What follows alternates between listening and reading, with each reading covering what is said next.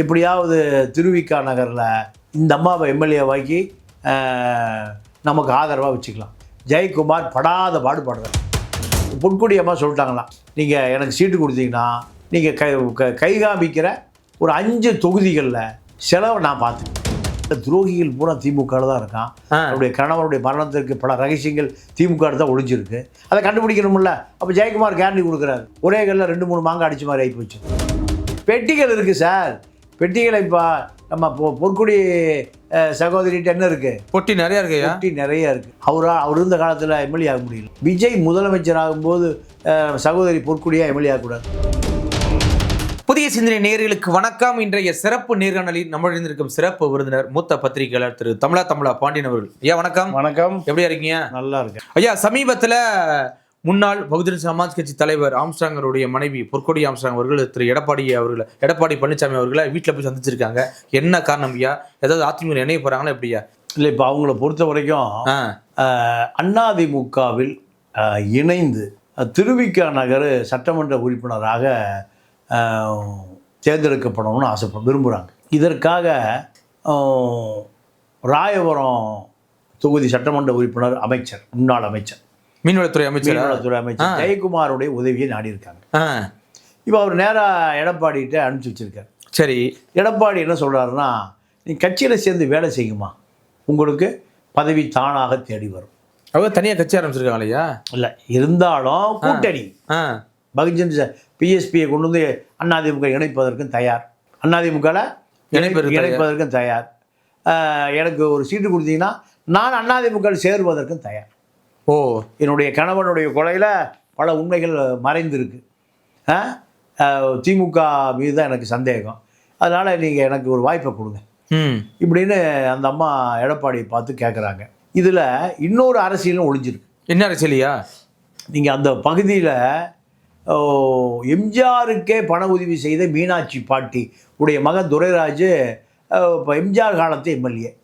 அவருடைய மகன் இளைஞர்னு ஒருவர் அவர் இப்போ பணம் கேட்டு பணம் கட்டியிருக்கார். இப்போ இந்த வரலாறுலாம் தெரிஞ்சவர் எடப்பாடி. எம்ஜிஆருடைய ஆட்களாக நீங்கள் அந்த பாட்டி இறந்து போனப்போ எம்ஜிஆர் வீட்டிலேருந்து இடுகாடு வரை நடந்தே போயிருக்கார். அப்போ அது ஒரு அதிமுக குடும்பம். ஆமையா? அந்த உலக சுற்றுவாளி படம் எடுக்கும்போது பணம் இல்லாமல் அவர் கஷ்டப்பட்டுருக்காரு. ஒரு நாள் வீட்டுக்கு போது அந்த பாட்டி எம்ஜிஆர் சோகத்தோடு உட்காந்துருக்கார். என்னப்பா சோகனுங்க? படம் எடுத்துட்டேன், எனக்கு படம் இடைஞ்சல். அப்போ கருணாநிதி இடைஞ்சல், இந்திரா காங்கிரஸ் இளைஞர்கள் வெளிநாட்டில் போய் படம் எடுப்பதற்கு அந்நிய செலாவணி பண்ணணும், இப்படியான பெரிய பிரச்சனையில் எம்ஜிஆர் முடங்கி போய் கிடக்கிறார். ஏதோ ஒரு சொத்துக்குத்தெல்லாம் விற்று கொண்டு 10 லட்ச ரூபா கொடுத்துதான் அந்த காலத்தில். அப்போ பெரிய விஷயம் இல்லையா? எம்ஜிஆர் அந்த பாட்டி இறந்து போனதுக்கு வீட்டில இருந்து பல கிலோமீட்டர் நடந்து போவாரா? அதை சொல்லுங்க. அப்போ அந்த குடும்பத்திலிருந்து ஒருவரை கண்டுபிடிச்சிருக்காரு எடப்பாடி. ஜெயக்குமார் என்ன நினைக்கிறாரு, இந்த அம்மாவை எம்எல்ஏவாக்கி நமக்கு ஆதரவாக வச்சுக்கலாம். இப்போ அந்த இளைஞர் துரைராஜ் குடும்பம் அவர் 10 ஆண்டு காலம் தாட்கோ சேர்மனாக இருந்திருக்காரு. ரொம்ப நெருக்கமானாலும் முதல் எம்எல்ஏ. அப்போ இதுக்கு ஜெயக்குமார் ஒரு பவர்ஃபுல்லான ஒரு லீடரை கொண்டு வந்து காமிக்கிறேன்னு பொற்குடி ஆம்ஸ்ட்ராங்க எடப்பாடிகிட்ட சொல்லி எப்படியாவது திருவிக்கா நகரில் சட்டமன்ற வேட்பாளராக பொற்குடி ஆம்ஸ்ட்ராங்க அதிமுக பிஎஸ்பி அந்த மாதிரி பிஎஸ்பி வச்சிருக்கல, தமிழ் மாநில ஏதோ கட்சி. ஆமாம், அதை இரண்டை இணைத்து தமிழ் மாநில பகுஜன் சமாஜ் கட்சி நினைக்கிறேன். ஆமாம், அதை இணைத்து அந்த அம்மாவை திருவிக்கா சட்டமன்ற உறுப்பினர் ஆக்குவதற்கு ஜெயக்குமார் படாத பாடுபடுறாரு. எதுக்கே படாத பாடுபடுறாரு? அதான் தனியாக ஒரு கட்சி ஆரம்பிச்சு போயிருச்சு. தன் கணவர் கட்சி ஆரம்பிச்சதை விட்டுட்டு எதிராக போய் நிற்குது. அதையே கொண்டாந்து அதிமுக நினைக்கிறாரு. இல்லை, அவருக்கு என்னன்னா, இந்த அம்மா ஒரு அறிமுகமான ஒரு தலித் லீடரு, பல கோடி ரூபாய் சொத்து இருக்குது அந்த அம்மாட்ட. அந்த அம்மா தலித் மக்கள்லாம் நிறைய ஆதரவு தெரிவிப்பாங்க. தனக்கு ராயபுரம் தொகுதியில் தலித் மக்கள் வாக்கு கிடைக்கும். இப்போ இந்த இளைஞர் துரைராஜ் மீனாட்சி பாட்டி இதெல்லாம் வளர்ந்தால் தனக்கு எதிர்காலத்தில் ஒரு பெரிய இடையூறாயிரும். அதனால் பொற்குடி ஆம்ஸ்ட்ராங்கு தேர்தல் வேலை செய்வதற்கு தலித் இளைஞர்கள் பூரா நிறைய ஆதரவு தெரிவித்தால் தனக்கு அது பயன்படும் எதிர்காலத்தில். இப்படியான ஒரு திட்டத்தை தான் ஜெயக்குமார் பொற்குடியை முன்னிறுத்துறார். பொற்குடி அம்மா சொல்லிட்டாங்களாம், நீங்கள் எனக்கு சீட்டு கொடுத்தீங்கன்னா நீங்கள் கை காமிக்கிற ஒரு 5 தொகுதிகளில் செலவை நான் பார்த்துக்கிறேன். 5 தொகுதிகளில் அந்த அளவு செல்வாக்கு இருக்கு ஐயா? செல்வாக்கு இருக்கு, மக்கள் செல்வாக்கு இருக்கு, பணபலம் இருக்கு, படைபலம் இருக்கு, கணவர் சேர்த்து வைத்து போன சொத்து இருக்கு, இப்படி பல விஷயங்கள். ஆக ஆனால் கணவருடைய கொள்கைன்னு ஒன்று இருக்கு இல்லையா? கணவருடைய கொள்கைன்னு ஒன்று இருக்குல்ல. கணவருடைய கொள்கை, பிஎஸ்பி கொள்கை, பகுஜன் சமாஜ், கட்சிராம, அம்பேத்கர், இதெல்லாமே இப்பொழுது தமிழ்நாட்டு அரசியலில் எடுபடாது. தமிழ்நாட்டு அரசியலில் எடுபடாது. இங்கே என்ன அரசியல்? விஜய் திரிஷா அரசியல் தான். விஜய் திரிஷா, ஆமாம், இதுதான் இப்போ பரபரப்பாக பேசப்படுகிறது. நீங்கள் மார்க்கெட்டில் எந்த பொருள் புதுசாக மார்க்கெட்டில் இருக்குதோ அதுதானே நீங்கள் மக்கள் விரும்புகிறான். ஆமாம். பழைய காலத்து பொருளை யாராவது என்ன சொல்கிறான்? அது பழைய காலத்து சாமாயா, பழைய பீஸ் ஆயிடுச்சுங்கிறான். அப்போ அதனால இருந்தாலும் யாத்திரை ஆம்ஸ்ட்ராங் அவர்கள் எந்த பிரச்சனை வந்தாலும் திராவிட கட்சியில நான் கூட்டணி வைக்க மாட்டேன்னு சொல்லி தனித்துவமா என்னாரியா அவருக்கு பல வருடங்கள் போராடி இருக்காரு. அப்படி இருக்கும்போது திடீர்னு போய் அதிமுக சேர்ந்தா எப்படியா இருக்கான்? இல்லை, துரோகிகள் பூரா திமுக தான் இருக்கான். அவருடைய கணவருடைய மரணத்திற்கு பல ரகசியங்கள் திமுக தான் ஒளிஞ்சிருக்கு.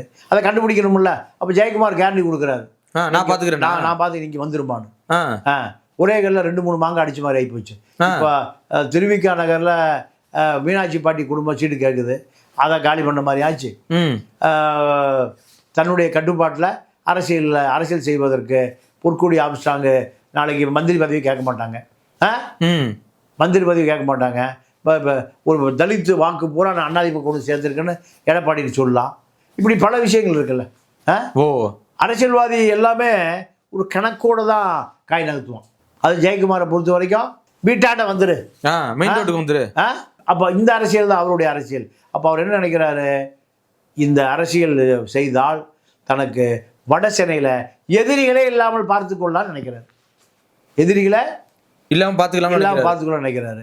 இப்போ இந்த அம்மா பொறுத்த வரைக்கும் கணவனை இழந்த பெண்ணு அமைதியாக அரசியல் பண்ணிட்டு போயிடும். ஆனால் அவங்க திமுக ரகசியமாக ஒரு கூட்டணி வச்சிருந்துருக்காளையா? அது எப்படியா?